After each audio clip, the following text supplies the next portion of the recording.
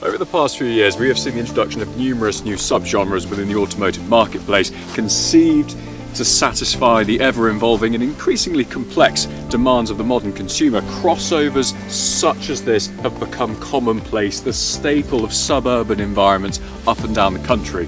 There's no disputing their popularity, but some consider them nothing more than a commercial exercise, a soulless faux SUV with little in the way of character. However, I'm keen to see if there's more to them than that. Can they keep going when the going gets ever so slightly tougher? And do they have use beyond our nation's residential streets and supermarket car parks?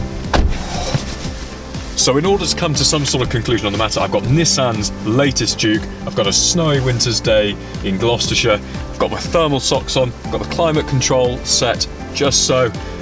So let's go and have a play.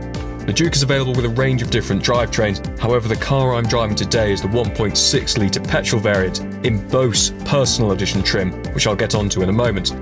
Obviously, the weather today isn't conducive to carrying out an effective ride and handling test. However, I drove it in the dry yesterday, and I can report that the Juke is surprisingly nimble, with a good level of comfort and refinement. However, seeing as we've got the weather for it, and the purpose of this piece is to test the versatility of the Juke, let's see how it handles in the slippery stuff.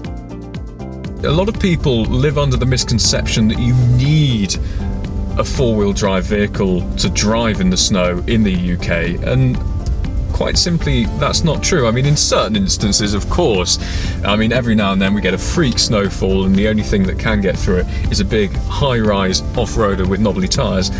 But this is about as bad as it ever gets, and hand on heart, I have not got stuck once.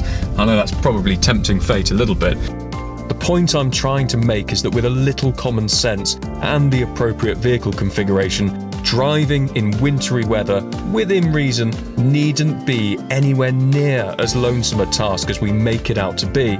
Whilst it obviously has no intention of being a fully fledged, hardcore off-roader, the Juke has physics on its side in this instance. With its front-wheel drive layout and narrow 205 cross-section tyres, it feels competent and stable in wintry conditions. The Bose Personal Edition is based on the Centigrade, but comes with a number of extras and unique personalisation features as standard.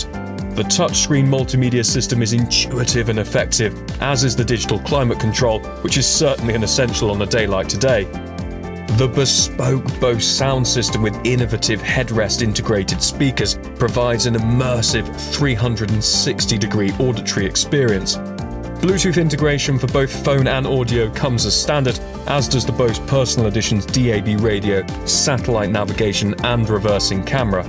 Despite its compact size, the Juke is surprisingly commodious. Boot space is ample, and rear legroom is perfectly adequate. To summarise, the thing that I really like about the Juke is the fact that it isn't devoid of emotion. The styling, whilst arguably somewhat divisive, is reminiscent of the design philosophy behind the iconic Figaro and harks back to a time when cars all had their own unique individuality, and I like that. It's capable, practical, and represents uniqueness in what is fast becoming a highly saturated market. For those reasons and more, I feel that the Nissan Juke represents fantastic value for money.